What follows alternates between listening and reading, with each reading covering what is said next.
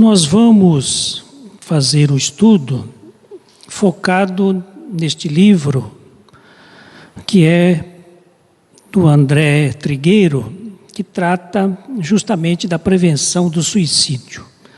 Viver é a melhor opção, é o tema do livro. E ele faz uma abordagem, principalmente no enfoque espírita, mas também traz estatísticas a respeito deste mal, né, que acomete a todos, tão presente nos dias atuais, que é o suicídio. E quando nós falamos de suicídio, nós estamos falando de prevenção de suicídio, nós estamos falando de vida, nós estamos falando de valorização da vida. Porque, independentemente da filosofia religiosa, da crença que cada um de nós trazemos ou cultuamos, a doutrina espírita, ela traz para nós, possivelmente, o maior estoque de informações a respeito das consequências espirituais do suicídio e também a importância de se valorizar a vida física como instrumento de crescimento espiritual.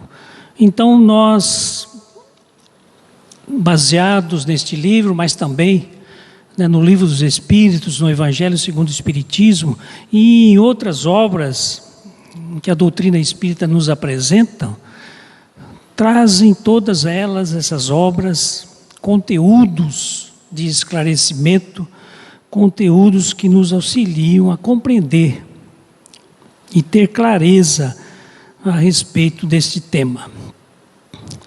Inicialmente nós falamos do Setembro Amarelo, porque às vezes nós olhamos, vemos a publicidade a respeito do Setembro Amarelo. O que é o Setembro Amarelo? O Setembro Amarelo foi idealizado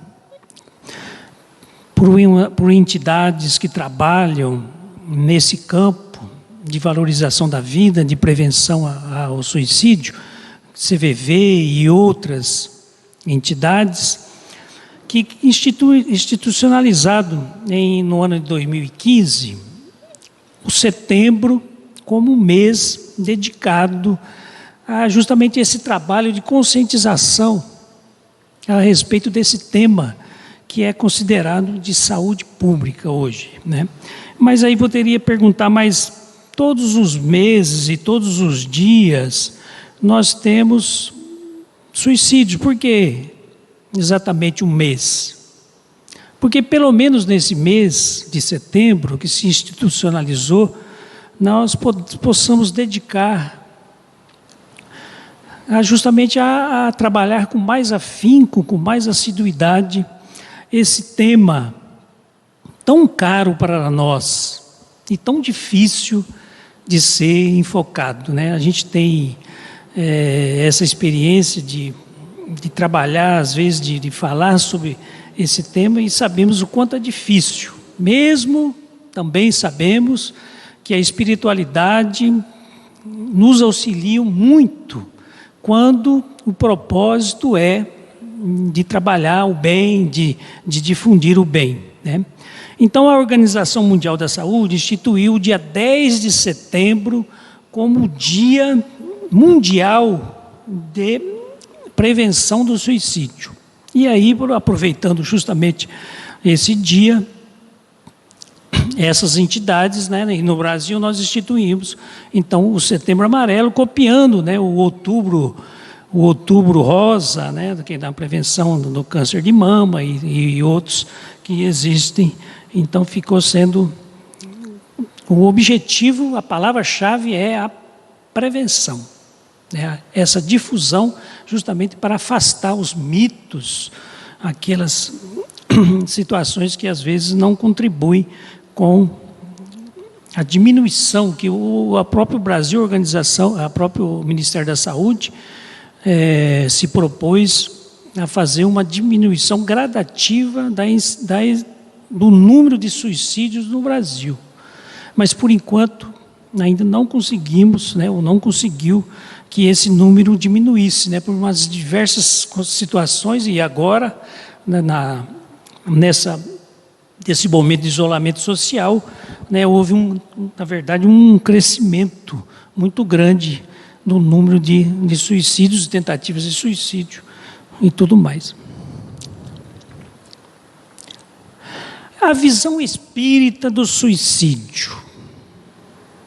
Para os espíritas, o livre-arbítrio é soberano. Ou seja, nós trabalhamos muito com esse requisito, ou essa disposição de cada um ter o livre-arbítrio de construir, de fazer as suas escolhas. Isso quer dizer que o nosso destino, nós vamos construindo a partir das nossas atitudes, a partir das nossas escolhas que vamos fazendo a todos os instantes. E quando nós fazemos as escolhas corretas, as escolhas em conformidade com a lei universal, a lei de amor, evidentemente que a colheita, o resultado é também no sentido de colher o bem, colher o aspecto positivo das escolhas que vamos fazendo. Mas quando nós, de forma equivocada, fazemos as escolhas também equivocadas, certamente o resultado é o sofrimento. A resposta da violação à lei do amor é o sofrimento. O sofrimento não como um castigo, não como uma forma de punição, mas como uma consequência que a própria lei divina estabelece. A partir do momento que nós desviamos da rota da lei de amor, a partir do momento que nós saímos da lei do equilíbrio, nós somos forçados, às vezes, com a dor e com o sofrimento, para retornar ao ponto em que nós saímos da lei do equilíbrio. Então, é um mecanismo usado, né, pela própria lei divina, no sentido de nos chamar de volta ao equilíbrio, né? E o objetivo da encarnação, quando nós retornamos ao plano físico, todo o planejamento que nós fizemos foi no sentido de evoluir, de melhorar a nossa condição espiritual. Então, a doutrina espírita traz para nós justamente essas lições, né, esses pressupostos, nos trazendo para justamente nos conscientizar a necessidade de valorizarmos essa evolução, valorizarmos a oportunidade de estarmos encarnados. Mas sabemos que a evolução, o crescimento espiritual, não se faz sem esforço, sem trabalho, sem dedicação e muitas vezes enfrentando adversidades. Então, se estamos num planeta de provas e expiações, necessariamente nós vamos conviver com as vicissitudes inerentes a essa condição espiritual. As nossas relações, elas são justamente com criaturas que estão no mesmo nível nosso de evolução espiritual. Por isso, há os obstáculos, as dificuldades, as desavenças, há o desentendimento, porque ainda nós não conseguimos entranhar em nós os pressupostos necessários da lei de amor, que é justamente o amar a si, amar ao próximo, e justamente seguir nessa situação, né? Então, como diz Leon Denis, no fundamentalmente considerada, a dor é uma lei de equilíbrio e educação. Fundamentalmente considerada, a lei de amor, a dor, digo, é uma lei de equilíbrio e educação. E no mesmo sentido, o espírito Joana de Ângeles, pela psicografia de Divaldo Franco, nos diz o seguinte: fugir, escamotear, anestesiar o sofrimento são métodos ineficazes, mecanismo de alienação que postergam a realidade, somando-se sempre com a sobrecarga das complicações decorrentes do tempo perdido. Pelo contrário, uma atitude corajosa de examiná-lo e enfrentá-lo, o sofrimento, representa valioso recurso de lucidez com efeito terapêutico propiciador de paz. Então, ou seja, essa busca da fuga decorrente da situação adversa, optando às vezes pelo autoextermínio, não resolve as nossas dificuldades. Aliás, pelo contrário, né? Além de nós continuarmos com as dificuldades que já estamos, as situações de adversidades, nós acrescemos ainda mais em razão do ato impensado, do ato extremo que adotamos com o autoextermínio. No Evangelho segundo o Espiritismo, diz no capítulo 5º, item 14, a calma e a resignação adquiridas na maneira de considerar a vida terrestre e a confiança no futuro dão ao espírito uma serenidade que é o melhor preservativo contra a loucura e o suicídio. A calma e a resignação. Saber manter-se sereno e equilibrado nas situações adversas. E também a resignação. Ou seja, tem situações que nós não podemos fazer nada. Só podemos esperar. Manter a calma é esperar. Isso é a resignação. Naquelas situações em que eu não posso agir, eu devo me acalmar, serenar e acalmar, esperar o momento oportuno de agir. E aí vem a pergunta: por que as pessoas cometem suicídio? Bom, veja que o suicídio ele tem principalmente dois tipos, né? O tipo que é o comum, ou seja, aquela que é o ato intencional do autoextermínio, que é chamado justamente de suicídio, e o chamado suicídio indireto. Este suicídio indireto não é adotado estatisticamente pela ciência, apenas a doutrina espírita, através dos estudos, né, chegou à conclusão da sua existência. O que é o suicídio indireto? O suicídio indireto é aquelas situações em que, através das minhas atitudes equivocadas, exageradas, desgastantes, eu levo ou apresso o meu término da existência física.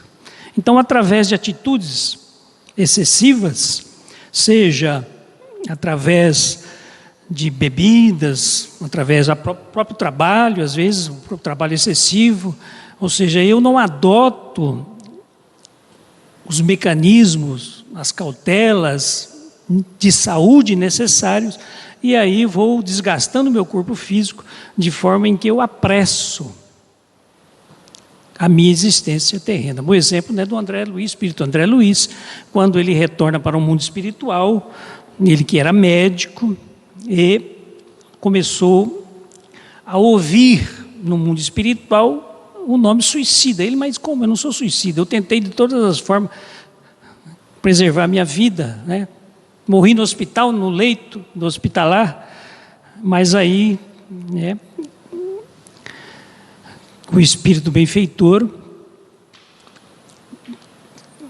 justamente trouxe a ele, né, a recapitulação da sua existência física, em que ele excedeu em vários momentos, na bebida, na própria alimentação, na própria forma de se conduzir no dia a dia, e isso fez com que ele apressasse, que ele abreviasse a sua existência física. Mas como nós fizemos a pergunta, por que as pessoas cometem o suicídio, né, são diversas as formas, os motivos, né, os mais diversos motivos que levam as pessoas a essa atitude extrema. Mas, normalmente, isso indica o desconhecimento da essência da vida, da lei divina, da justiça e da misericórdia divina, né? Então, se nós temos o materialismo severo, a solidão, a depressão, enfermidades incuráveis, violências, maus tratos, abusos de todos os tipos, pobreza extrema, fanatismo religioso, negligência, abandono familiar, perdas afetivas, alcoolismos, utilização de drogas, distúrbios mentais, desesperança, obsessão espiritual e, como vimos, tem muitas motivações, mas geralmente é uma somatória de fatores. Não é porque a pessoa perdeu a namorada, ou houve uma separação, um divórcio, que a pessoa fatalmente vai por fim a sua existência, mas há uma série de situações que vão somando, inclusive de natureza espiritual, que leva aquela pessoa a optar por esse caminho difícil e sem volta, né? Sem volta no sentido físico, naquele momento, porque a doutrina espírita nos ensina, né, que o espírito mesmo suicida, ao contrário até de outras religiões que pregam que é o fim, a própria doutrina espírita nós vemos, né, no livro Memórias de um Suicida, principalmente, o trabalho que é feito pela espiritualidade e a recuperação daquele espírito. Com o passar do tempo, ele recebe uma nova oportunidade de reencarnação e volta ao plano físico, em situação mais difícil, mas com possibilidade de se refazer normalmente. Na questão 943, de onde vem o desgosto pela vida que se apodera de certos indivíduos sem motivos que o justifiquem? Pelo menos esses motivos, né, na pergunta feita por Allan Kardec, sem um motivo aparente, né? E os benfeitores responderam: efeito da ociosidade, da falta de fé e muitas vezes da saciedade. Então veja que os espíritos nos apontam 3 causas, de regra geral, que são mais frequentes para levar a uma atitude tão extrema. O efeito da ociosidade, ou seja, aquela situação que o ser está encarnado, mas a vida não tem um propósito útil, um fim útil. Ou seja, vive na ociosidade, sem uma função, sem uma atividade útil. A falta de fé. Veja que o que movimenta, o que move nós é justamente a confiança, a fé. Nós estamos aqui dentro, entramos aqui e nós temos fé. Por quê? Porque acreditamos que esse teto não vai cair, que todo mundo, né, vai estar bem, que vamos receber o socorro. Mas quando a fé nos abandona, veja que quando nós estamos, às vezes, conversando com uma pessoa, que ela diz que a vida não tem mais sentido, que não acredita mais em nada, que só resta a ela agora o autoextermínio. A pessoa não tem mais uma motivação para estar viva, ou pelo menos ela acha. Então a fé é importante e cientificamente, né, doutor Rino, Já está comprovado que a pessoa que tem uma fé, que pratica um credo religioso, que devota, né, a essa crença religiosa, ela tem mais possibilidades de se curar, fica menos doente, fica menos tempo internada, auxilia os médicos no tratamento. Porque deve ser muito difícil você lidar com um paciente que não acredita nem em Deus e nem na medicina. Então, a falta de fé, os espíritos apontam como uma dessas situações, né, que leva ao extermínio. E também a saciedade, ou seja, a pessoa que está cheia, né, saciedade no sentido de que a pessoa está cheia, ou seja, tem tudo. E isso é muito comum nos países chamados de primeiro mundo, né?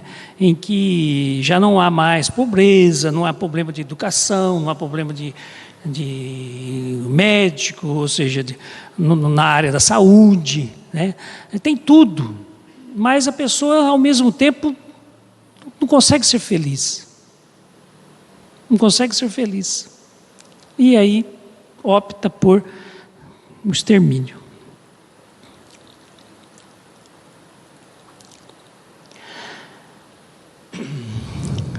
Essa falta de sentido, eu trouxe um trecho interessante do livro chamado Em Busca de Sentido, do psicólogo Viktor Frankl, que ele era judeu, né?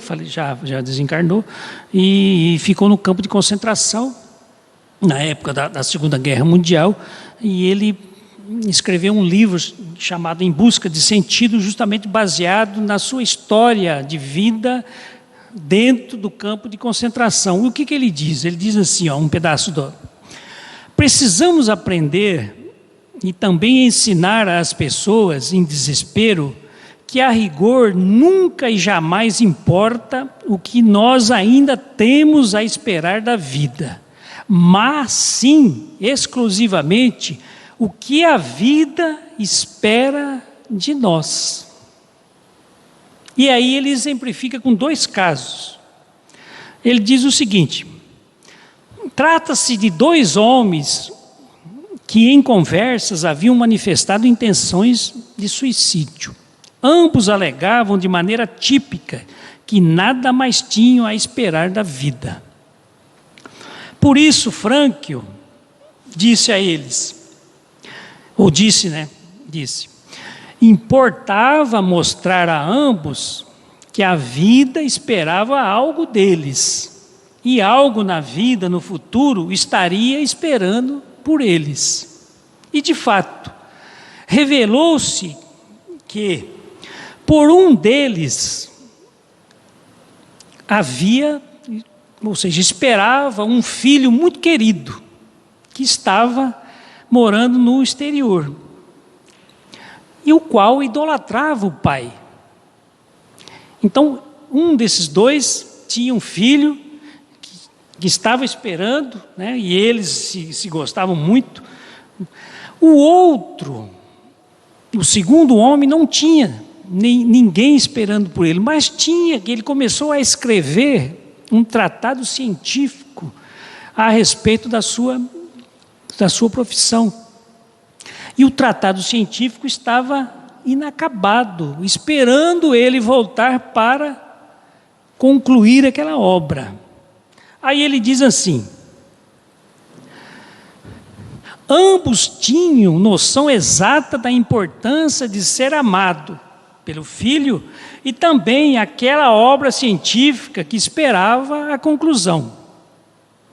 Ou seja, a pessoa que se dá conta dessa responsabilidade em relação à obra que por ela espera, ou perante o ente que ama e espera, essa pessoa jamais conseguirá jogar fora a sua existência.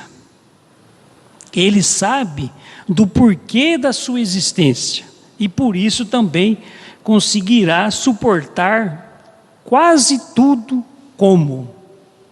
Então veja que colocação interessante. Se nós prestarmos atenção que a vida espera de nós, nós estamos aqui por uma razão. A vida está esperando de nós algo. Muitas vezes nós não fizemos essa pergunta ainda, mas o que a vida espera de mim? Veja, não é perguntar o que eu espero da vida, mas é o contrário. O que a vida espera de mim? Qual a minha contribuição que a vida está esperando ainda? E se eu tiver essa noção, veja que pode ser uma pessoa, como ele falou, né, como um dos homens que estavam com ele naquele campo de concentração, que se deu conta de que o filho estava esperando por ele e passou a lutar, a ter um motivo para viver, e o outro se deu conta que tinha uma obra inacabada que estava esperando por ele.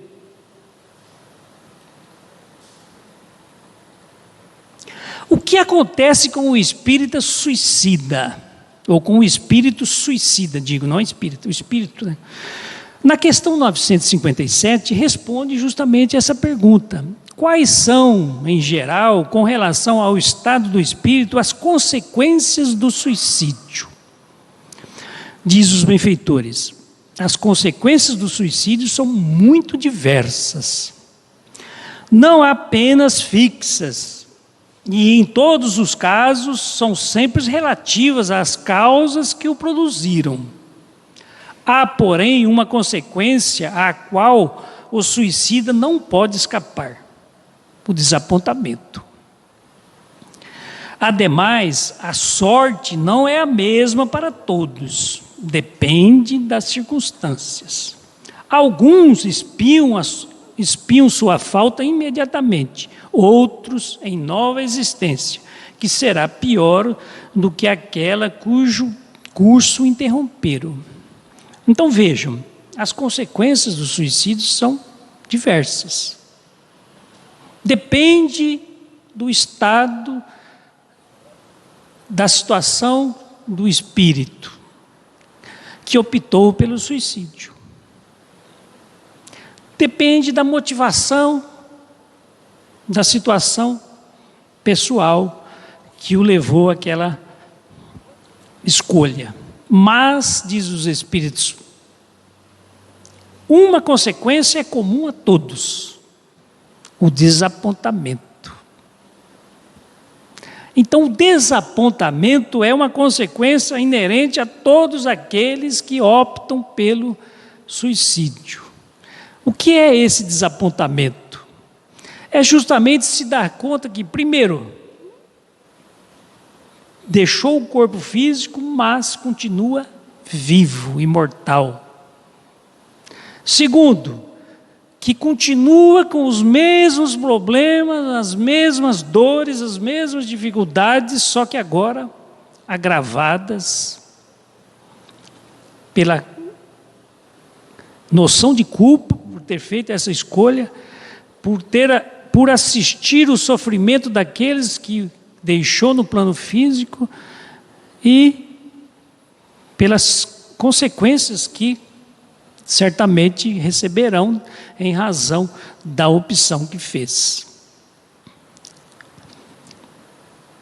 Então, é justamente quando nós falamos que é um caminho sem volta, é por essa a finalidade, ou essa é a razão. Como os espíritas lidam com o suicida? Ou seja, qual o movimento espírita? Agora, nós no movimento espírita, nós lidamos com o suicida.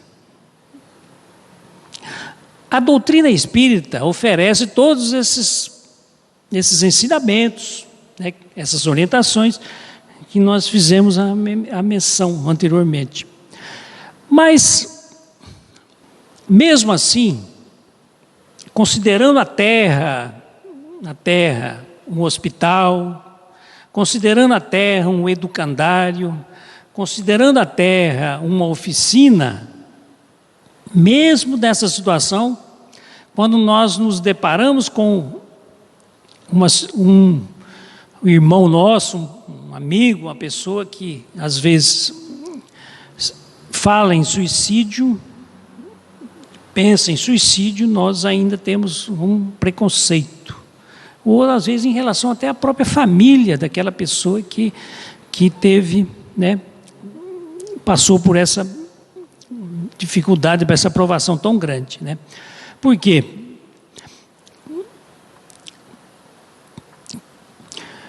Muito de nós, diz o André Trigueiro, nos exaltamos nas críticas ao suicida, chamando-o de criminoso, covarde e outros adjetivos desabonadores que não combinam com os princípios espíritas e cristãos. A imensa dor que leva uma pessoa a buscar no suicídio uma solução merece de nossa parte atenção e respeito, e não sentença condenatória.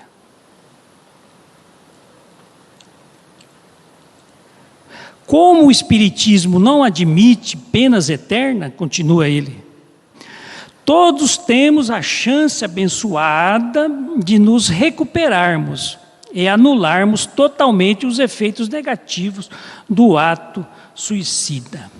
Qual de nós, pergunta ele, qual de nós já não terá passado pelo mesmo infortúnio nesta ou em outras existências? Se conseguimos nos reerguer e seguir em frente, não foi porque alguém nos ofendeu, nos acusou ou julgou. Foi porque alguém nos estendeu a mão de forma solidária e amorosa. Ou seja, a caridade em lugar de condenação sumária é o que se espera dos seguidores do Espiritismo. Então, em muitas situações, simplesmente ouvir o lamento, o desabafo da pessoa é melhor do que fazer a doutrinação, entre aspas, de cortarmos às vezes essa conversa, esse diálogo, e passarmos a fazer considerações filosóficas, doutrinárias, o que a doutrina espírita diz a respeito do assunto, né? No CVV, eu trabalho no CVV, Centro de Valorização da Vida, e nós somos treinados, ou seja, todos os voluntários são treinados para ouvir, o que é chamado de escutativa. Ou seja, ouvir, prestando atenção no que a pessoa está falando, mas não julgando. Deixa a pessoa falar. Deixa a pessoa falar, né? Não, a motivação é da pessoa. A razão é dela. O que nós podemos ser empáticos, podemos ser ali cooperadores no sentido de emprestarmos os nossos ombros e os nossos ouvidos. E para nós finalizarmos, eu só gostaria de trazer, já passando da hora, né, mas só é importante isso aqui, no livro Estante da Vida, de Humberto de Campos, espírito Humberto de Campos, psicografia de Francisco Cândido Xavier, tem uma passagem interessante nesse livro, em que o espírito Humberto de Campos, no mundo espiritual, ele faz uma entrevista com uma senhora que havia se suicidado, uma senhora de 32 anos que havia se suicidado. E ele então traz o resumo, né, dessa entrevista, que eu vou só trazer aqui alguns pontos também, que vou fazer um resumo do resumo.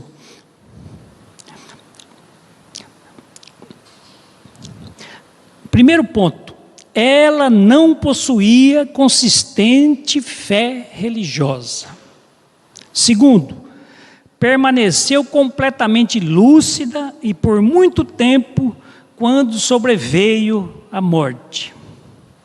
padeceu terríveis sofrimentos ao verificar-se desencarnada. Quais sofrimentos? Primeiro, ouviu os lamentos do seu marido e de seu filho pequeno, suplicando socorro. Quando o rebecão, o carro fúnebre, lhe arrebatou o corpo imóvel, tentou ficar em casa, mas não pôde. Atirada a um compartimento do necrotério, chorava de enlouquecer. Ao se ver nua na mesa de necrópsia, de imediato tremeu de vergonha. Depois que 2 moços abriram seu ventre, sem nenhuma cerimônia, na necrópsia, aguentou duchas de água fria nas suas vísceras expostas. 4. Orava à maneira dos loucos e desesperados, sem qualquer noção de Deus. Muitos parentes e amigos já desencarnados, embora procurassem auxiliá-la, não conseguiam fazê-lo, porque, dada a sua condição de suicida, continuava em plenitude de suas forças físicas. Assistiu ao próprio enterro com o terror que se pode imaginar. Estando mentalmente cega de dor, não podia enxergar os benfeitores espirituais no cemitério. Não sabe quanto tempo esteve na cela do sepulcro. Quando a corda cedeu, ou seja, o cordão, aquele cordão chamado laço perispiritual, que prende o espírito ao corpo físico, ela pôs-se de pé na cova. Após muito tempo de oração e remorso, obteve socorro de espíritos missionários a fim de interná-la num posto de tratamento no mundo espiritual. Decidiu matar-se por ciúmes do esposo, que passava a simpatizar com outra mulher. E por fim, Humberto de Campos, o espírito Humberto de Campos, pergunta-lhe se aquela atitude havia lhe trazido algum benefício. E ela respondeu o seguinte: apenas complicações. E disse: após 6 anos de ausência, ferida por terríveis saudades, obteve permissão para visitar a residência, que julgava como sendo a sua casa, no Rio de Janeiro. Tremenda surpresa. Em nada adiantara o suplício, diz ela. Meu esposo, moço ainda, necessitava de companhia e escolhera para a segunda esposa a rival que eu abominava. Ele e meu filho estavam sob os cuidados da mulher que eu suscitava ódio e revolta. Que a mim suscitava ódio e revolta. E como conclusão, eu vou transcrever uma pergunta feita por Richard Simonetti, feita a Richard Simonetti no livro chamado Suicídio, Tudo que Você Precisa Saber. Não poderiam os mentores espirituais interceder em favor daqueles que padecem tão terrível experiência? Isso depois já do suicídio, ou seja, quando o espírito já suicidou, está naquele padecimento terrível. E a pergunta é justamente essa: não poderiam os mentores espirituais interceder em favor daqueles que padecem tão terrível experiência? Pode, dona Luzia? É por misericórdia que não o fazem de imediato. É por misericórdia que não o fazem de imediato. Se houver algum desligamento extemporâneo, antes que o desencarnante haja superado as impressões mais fortes relacionadas com a existência física e o tipo de morte, retornará em condições ainda piores ao mundo espiritual. Deixá-lo preso ao corpo por determinado tempo é um mal menor. O estudo do suicídio, prevenção de suicídio, é um estudo longo, né? Há muitas questões no Livro dos Espíritos, no Evangelho segundo o Espiritismo. No livro Céu e Inferno, há um capítulo na segunda parte, né, que trata as mensagens dos suicidas. Então, a gente tem muito material para estudar, para realmente ter essa consciência da importância do assunto. Espero que possamos, né, ter contribuído com esse estudo, né, para a nossa compreensão e conscientização acima de tudo.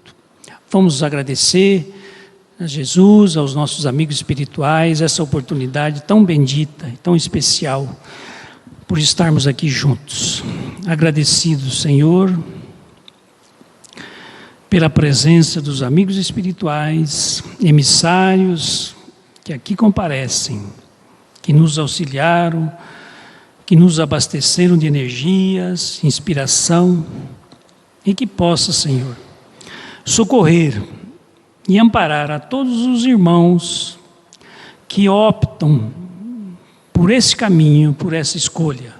E certamente, neste ambiente, muitos irmãos foram trazidos para ser socorridos e amparados. Por isso, a nossa gratidão por essa assistência e esse socorro espiritual. Permaneças conosco, Senhor, abençoando-nos, fortalecendo-nos espiritualmente, não só hoje, mas sempre. Que assim seja.